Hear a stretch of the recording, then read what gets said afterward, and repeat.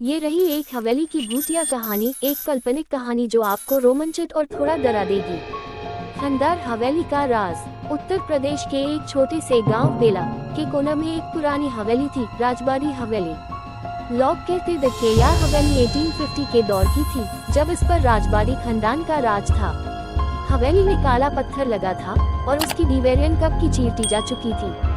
रात के समय वहां से अजीबो गरीब आवाज़ें आती थी, जैसे कोई रो रहा हो या कोई छोटी सी लड़की हंसी मार रही हो। गांव के लोग कहते थे, शाम के बाद कोई वहां नहीं जाता, बस हवेली में किसी का इंतजार हो रहा है। कहानी का किरदार आरव एक नौजवान श्रीलंका हिस्ट्री रिसर्चर था। उसने राजबाड़ी हवेली के बारे में सुना और डिसाइड किया कि वो इस राज का पता लगाएगा। सबकी माना करने के बावजूद वो बेला गांव आया और एक रात इस हवेली में रुकने का फैसला किया।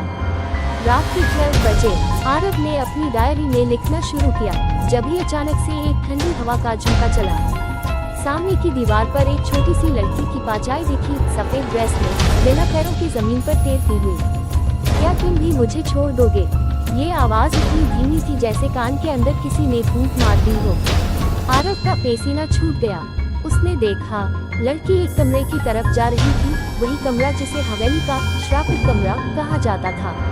कमरे का राज। आज कमरे में जाने पर आरव को एक पुरानी तस्वीर मिली, राजबाड़ी खानदान की। पर सबसे आखिरी लाइन में एक लड़की की तस्वीर थी। उस पर लिखा था, अनाया, जिसे जिंदा दीवार में दफन कर दिया गया, 1893। गांव के बुढ़ाओं के कहने के मुताबिक अनाया नवाब की बेटी थी, जिसे एक नौकर से मोहब्बत हो गई थी। इज्जत के नाम पर यूस हवेली की दीवार में हाय जिंदा दफन कर दिया गया।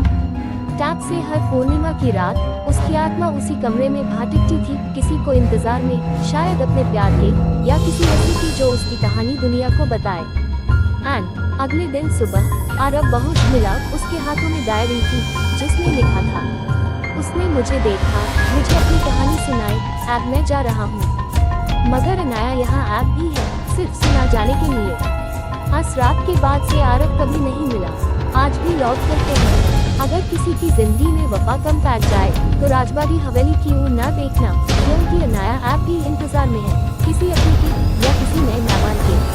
अगर तुम चाहो तो इस कहानी का ऑडियो वर्जन या विजुअल कॉन्सेप्ट भी बना सकते हैं।